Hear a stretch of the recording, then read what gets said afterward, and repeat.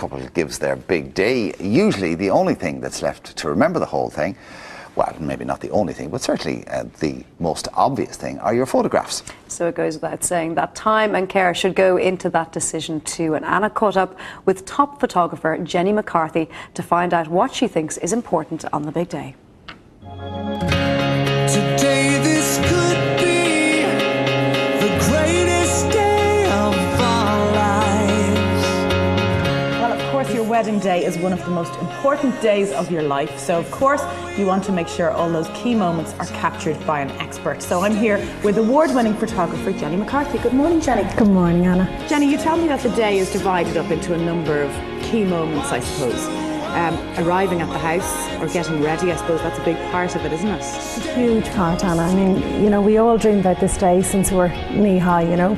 So for me, and certainly for my brides as well, getting ready in the morning is probably a huge part of the day. And there's so much excitement, isn't there? Huge, absolutely, you know, and I would spend about 2 hours with my bride on the morning. I know it's a long time, but there's so much that happens, you know.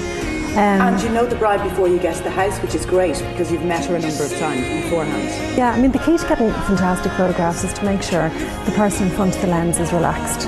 So I want to make sure that they're nice and relaxed with me, so, you know, we get nice photographs at the end of the day. So much happens on the morning. You know, she's never done this before. She's had nobody to tell her what time to get into her dress and what time to have the girls ready. So that's really important.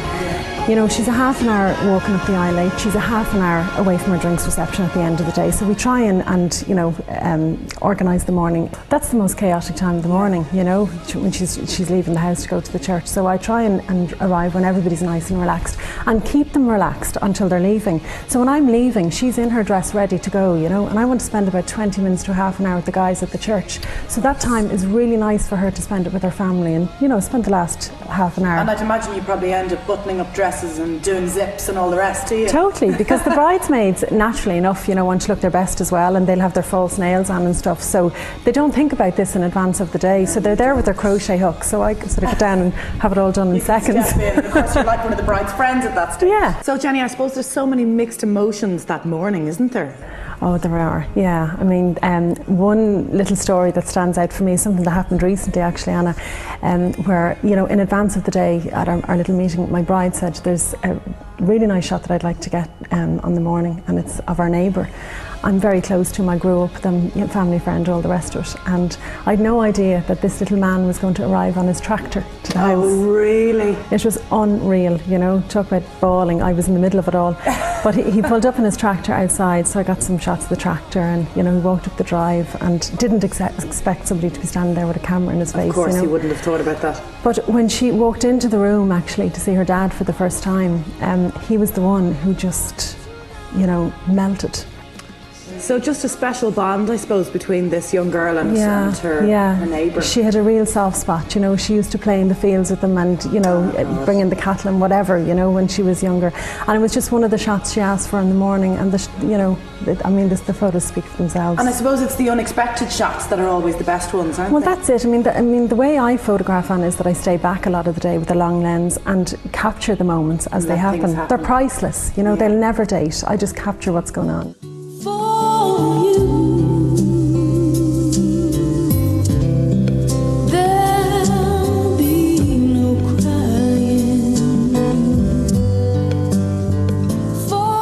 So we move into the church, and I suppose the groom at the altar, waiting for his bride. That's so funny, lovely moment, isn't it? Because he's outside the church 10 minutes beforehand, meeting the guests and laughing and joking, and then he goes up to the top of the altar, and the minute that music goes on, and I slag him beforehand, tell him he's going to cry, and not at all, not at all. The minute the music goes on, he's gone. They melt. Gone, every time. No matter how macho they are. It's so lovely. And what about the bride walking up the aisle? Because I suppose, you know, I've gone through a wedding, and I think anytime you think about your wedding, you think about the moment where you walk up the aisle, don't you? You said it. Yeah, absolutely. From the time you start planning your wedding, and you were probably the same, you think about, oh my God, walking up the aisle, and this shot is just it says it all, the emotion in it. You know, it's what every bride thinks of when they're planning their day. It is. It's both frightening and exciting, I suppose. Great. Yeah.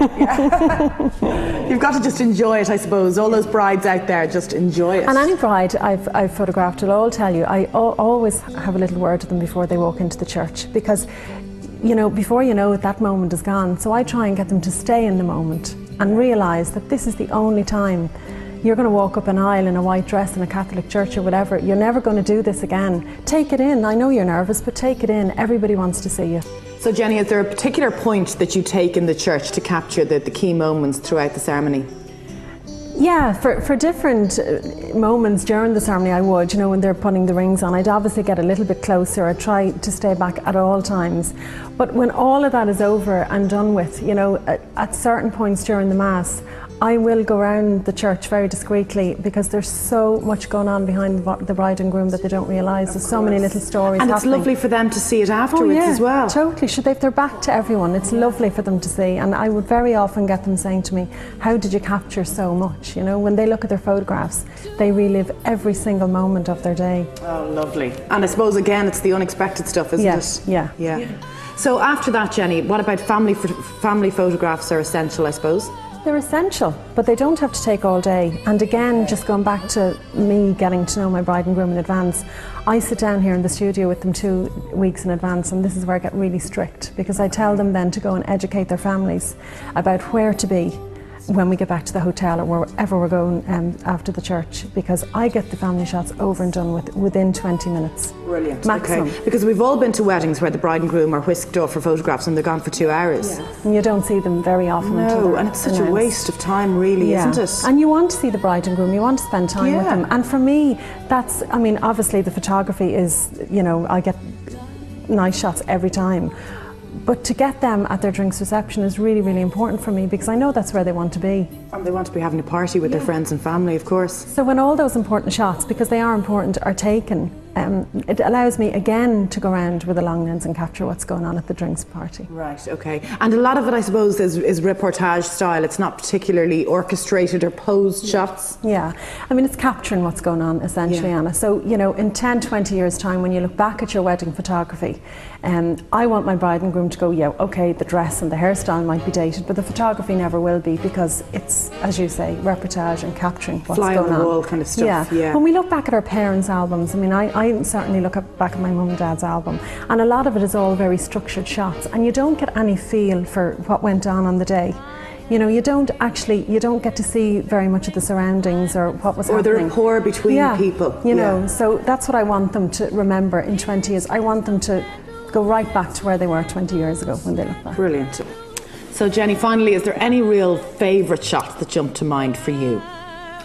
Well, certainly the one that we spoke there a little earlier about, the old man, the one of the bride walking into the church with her father, that just, you know, does it for me. But there is another one, and it's, you know, it was a wedding where the bride's mother had died when she was very young. She was probably about 13, you know, and a lovely dad, a fabulous father, was giving his speech about her. Very emotional speech. I don't think there was a dry eye in the room. And I decided actually to stay for the speeches because they were before the meal that day. And you can see the groom in the background, he's crying, you know, you can tell by her face that she's just so emotional, and I think that's probably up there. You probably get emotionally involved in every wedding you do. Oh, totally. I love it, you see, that's the thing about it. You're passionate about it. I eat, sleep and drink it, and the day I stop loving wedding photography, and hopefully it'll never happen, I'll hang my boots up, because you have to love what you're doing. Well, it comes across in your work, Jenny. Well, Jenny, if people want to have a chat to you about their wedding or get more information, where can they do that?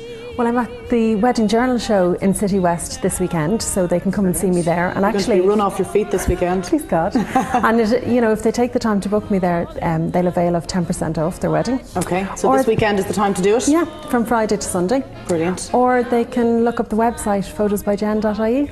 Great. Well, Jen, thank you very much for talking to us this morning. You make me want to do it all over again. Thank you. Thanks, Anna.